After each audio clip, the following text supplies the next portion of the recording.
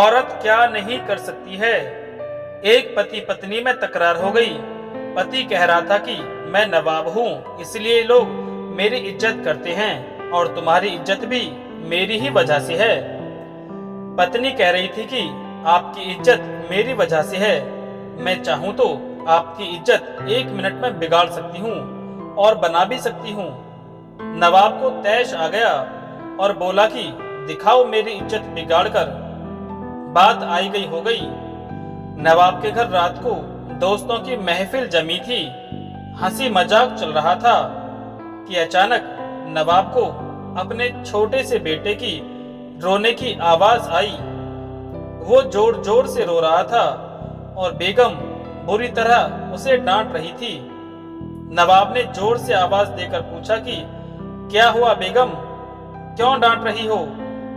बेगम ने अंदर से कहा कि देखिए ना, आपका बेटा और खिचड़ी मांग रहा है, जबकि इसका पेट भी भर चुका है।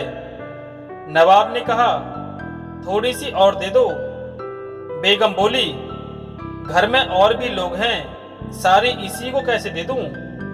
इतना सुनने के बाद पूरी महफिल शांत हो गई। महफिल में सन्नाटा पसर गया।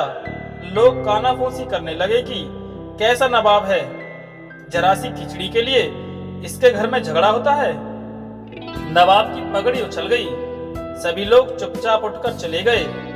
नवाब उठकर अपनी बेगम के पास गया और बोला मैं मान गया, तुमने तो आज मेरी इज्जत ही उतार दी।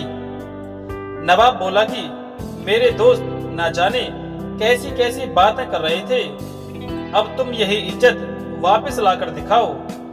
बेगम बोली इसमें कौन सी बड़ी बात है, आज जो लोग महफिल में थे आप किसी बहाने से उन्हें दोबारा निमंत्रण देकर बुला लीजिए। नवाब ने सभी को फिर से बुलाया। सभी मित्रगण मौज मस्ती कर रहे थे। हंसी मजाक चल रहा था कि फिर वही नवाब के बेटे की रोने की आवाज आनी शुरू हो गई।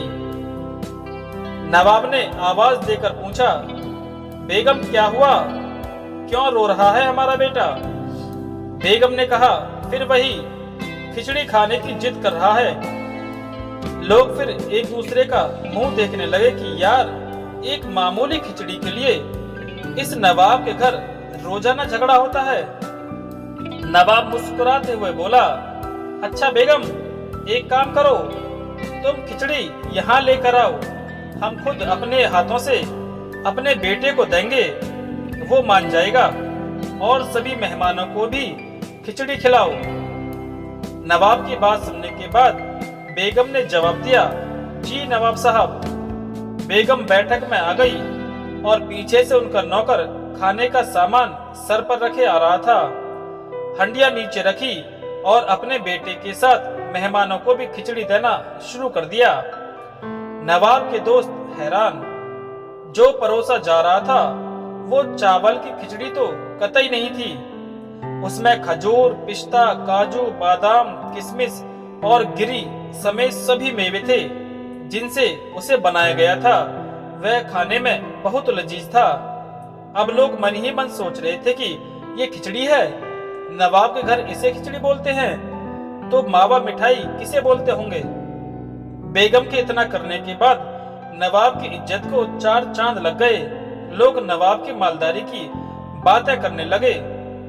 बाद में नवाब ने बेगम के सामने हाथ जोड़े और कहा कि अब मैं मान गया कि औरत घर की इज्जत बना भी सकती है और बिगाड़ भी सकती है, और जिस व्यक्ति को घर में इज्जत नहीं, उसे दुनिया में कहीं भी इज्जत नहीं मिल सकती है। दोस्तों, उम्मीद करते हैं कि कहानी आपको खूब पसंद आई होगी। अगर ये कहानी आपको पसंद आई है तो हमारे चैनल को सब्सक्राइब करें और इस वीडियो को लाइक करें।